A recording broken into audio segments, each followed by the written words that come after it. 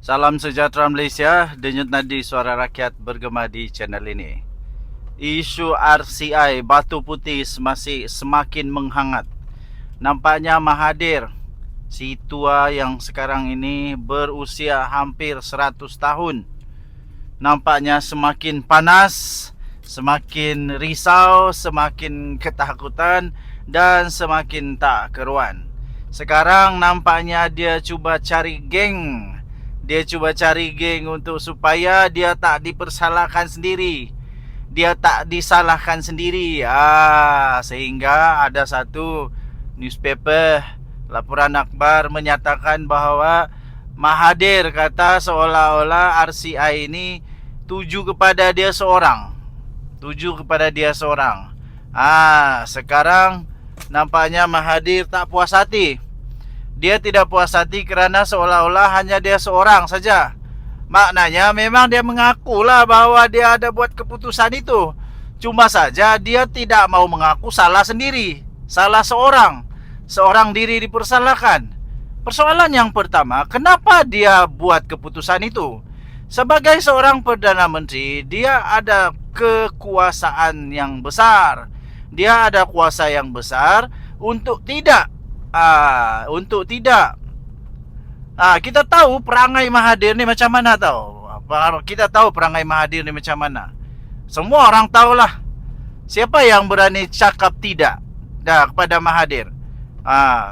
Waktu dia jadi Perdana Menteri, kita tahulah apa cerita dia. Bila ada orang yang tidak sebulu dengan Mahathir, apa jadi? Begitulah.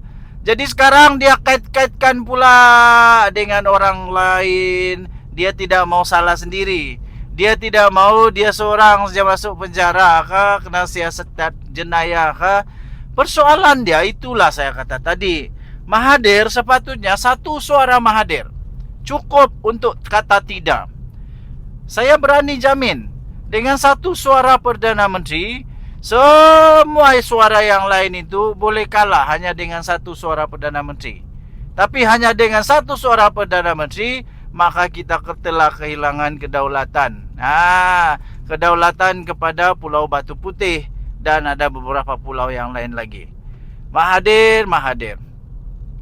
Sekarang Mahathir cuba pula untuk membawa kawan-kawan kabinetnya untuk join bersama. Tuan-tuan dan puan-puan yang dihormati sekalian, saya bukan tidak setuju dengan apa yang Mahathir cakap itu. Yalah, memanglah semua orang perlu untuk bertanggungjawab. Tapi yang pertama dia kena bertanggungjawab dululah. Yang buat keputusan, yang tanda tangan surat, yang betul-betul mengarahkan bukannya orang lain, tapi Mahathir ya. Jadi takkanlah pula Mahathir yang buat keputusan, orang lain yang salah. Memang apapun itulah satu daripada pemimpin besar dunia berkata, great power come from great responsibility. Great power comes from great responsibility. Kenapa ya? Kalau memang sudah ada engkau kuasa besar, engkau kena sedar bahawa segala keputusan yang engkau buat itu memang akan membawa kesan. Jadi apapun keputusan, sama ada melibatkan orang atau tidak melibatkan orang, pertama sekali kena ambil tanggungjawab diri sendiri dulu. Kena ambil tanggungjawab diri sendiri dulu bahawa itu semua engkau yang salah. Jangan dulu salahkan orang lain. Jangan dulu timpakan kesalahan kepada orang lain, tetapi timpakan dulu kepada diri sendiri. Bila sudah salah, tak usahlah untuk ajak-ajak orang lain pula join sekaki masuk penjara kah, join sekaki untuk dapat untuk dapat belas kasihan kah. Ini satu teknik untuk hanya menunjukkan bahawa dia tidak bersalah sendiri. Tapi pada sisi yang lain, seolah-olah kita dapat buat kesimpulan pendek bahawa ya, Mahathir mengaku dia pun salah, dia bersalah. Cuma saja dia tidak mengaku bahawa dia salah sendiri. Dia ada geng bersalah. Tuan-tuan dan puan-puan, sila tinggalkan komen anda. Denyut nadi suara rakyat bergema di channel ini.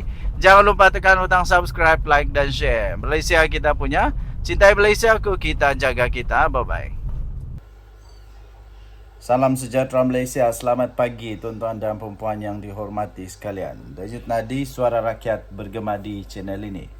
Okey, tuan-tuan dan puan-puan yang dihormati sekalian, nampaknya selepas saja kunut nazilah dibacakan oleh orang-orang PAS, Perikatan Nasional Bersatu dan sewaktu dengannya, satu demi satu musibah menimpa PAS Bersatu. Terbaru, Muhyiddin Yassin dalam masalah besar. Sekarang, Muhyiddin Yassin berisiko besar, confirm berisiko besar untuk muflis, untuk bankrupt, papa kedana dan menjadi manusia bekas Perdana Menteri paling teruk dalam sejarah selepas Tun Mahathir. Dan Najib Razak, of course lah. Najib Razak, Tun Mahathir, Muhyiddin. Tapi di antara mereka semua, Najib Razak dan Muhyiddin inilah yang mempunyai peluang sangat besar untuk bankrupt muflis. Najib Razak kerana dia punya kes LHDN. Tapi ini Lim Guan Eng telah pun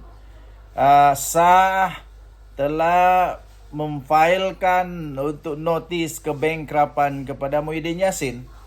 Ini kerana dia telah disaman memfitnah. Dia telah disaman memfitnah Lim Guan Eng. 1.35 juta kalah saman fitnah itu. Jadi sampai sekarang mungkin dia tak bayar. Itulah.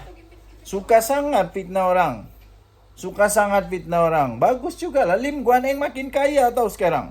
Hairannya bila dia makin kaya, orang kata dia makan itulah, makan inilah.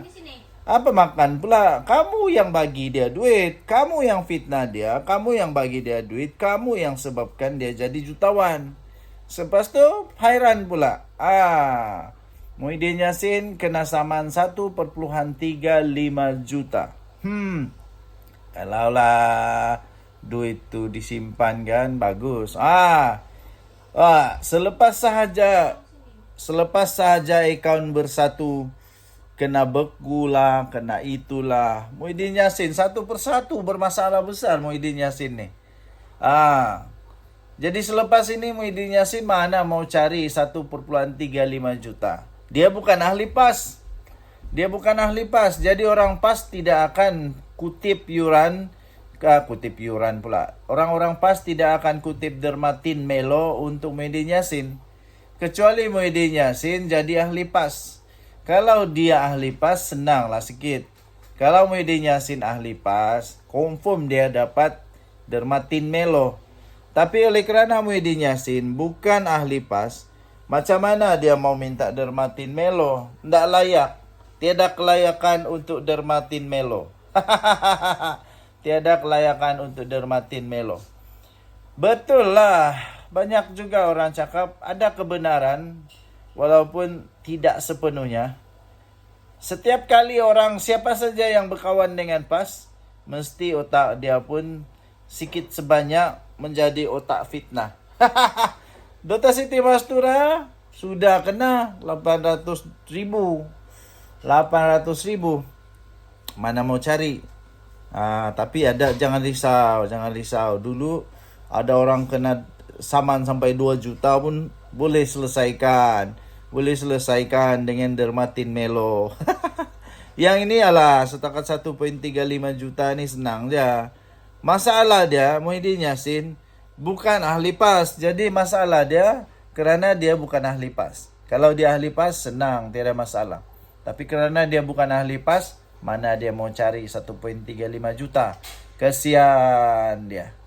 Okey, so saya punya nasihat kepada siapa-siapa saja di dunia ini, berhenti buat fitnah. Pertama, fitnah tu dosa. Fitnah ni betul-betul berdosa, merosak nama orang. Kedua, selain daripada dosa, kamu akan kena saman. Kalau banyak duit bolehlah. Kalau tiada duit, nanti bankrupt, muflis, nangis pula. Okey, kita tunggulah Kita tunggulah Muhyiddin Yassin macam mana pula dia mau buat. Adakah dia punya tim-tim, pasukan-pasukan, pasukan-pasukan peguam-peguam dia berjaya untuk membatalkan keputusan itu. Kita jumpa lagi. Bye-bye.